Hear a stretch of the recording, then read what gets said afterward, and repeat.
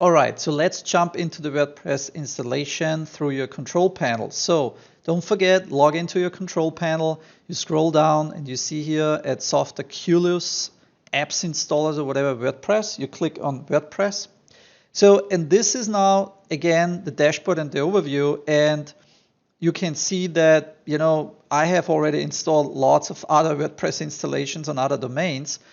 And if you just start new with an installation, you don't need to worry about anything.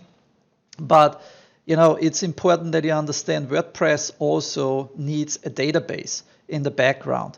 And usually when you install something, a new MySQL database can be created. But some hosting companies, like I use one in Germany, it doesn't create automatically one for you when you install WordPress. So it basically requires you to install first the database, and then once you have a new database installed, then you can install WordPress, and then you can say to WordPress when you install it, hey, use that specific database, okay?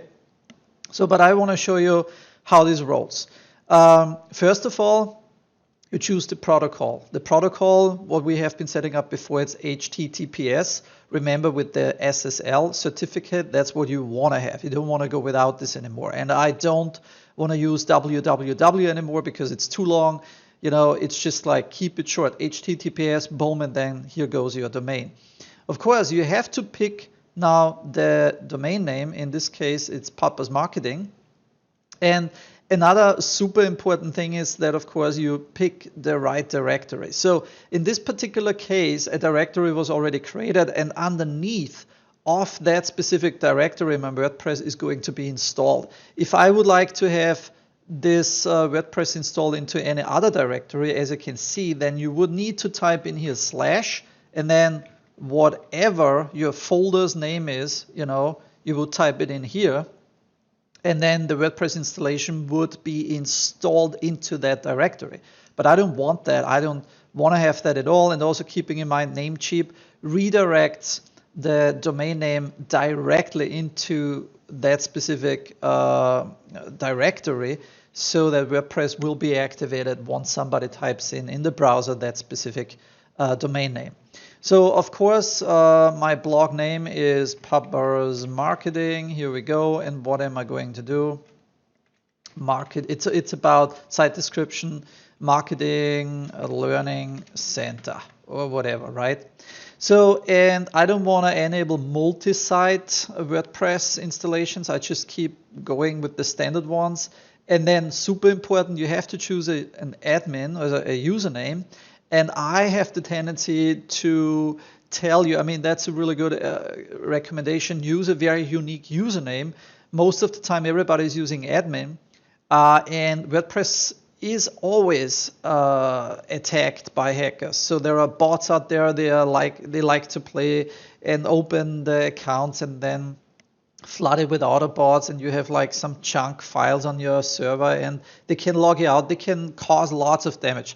So in my particular case, I leave admin now for this demonstration, but I might change this then later. And for sure, I choose like a super strong password. You always want to do this because you want to make sure that nobody can actually hack it and get into that system. Here I choose also my email. I can be reached right now. So all the data gets into that specific email. I specify the language for that specific website. And this is really cool. You have to do this. It's the login attempts with Loginizer. So like I said, if lots of bots are crawling or getting on the web page and trying to log in at your WordPress admin dash panel, then after 3 or 5 wrong attempts, because they can't crack the password, they cannot get into that anymore. So this is really super cool. Now, advanced options. This is super important. You can leave this here by default, and you just get basically a database name. And that's what I was talking before. In this particular case, when the web page is hosted at Namecheap and you install WordPress, automatically a new database is created. So this is actually the setup for creating a new database, right? So just to make sure that I know, hey, what's that specific database, I give it my unique name, and I call it papas. And then here also I call it papa underscore. And then I know, hey, this is papa's database and the table prefix is papa underscore whatever, right? So this is just super important that you understand what we are doing here. Disable update notifications. No, I leave all this like at not checked, because the updates and upgrades to new WordPress themes and plugins, I want to not do this automatically, because I want to check that and do that manually once I'm logged in to have full control over that.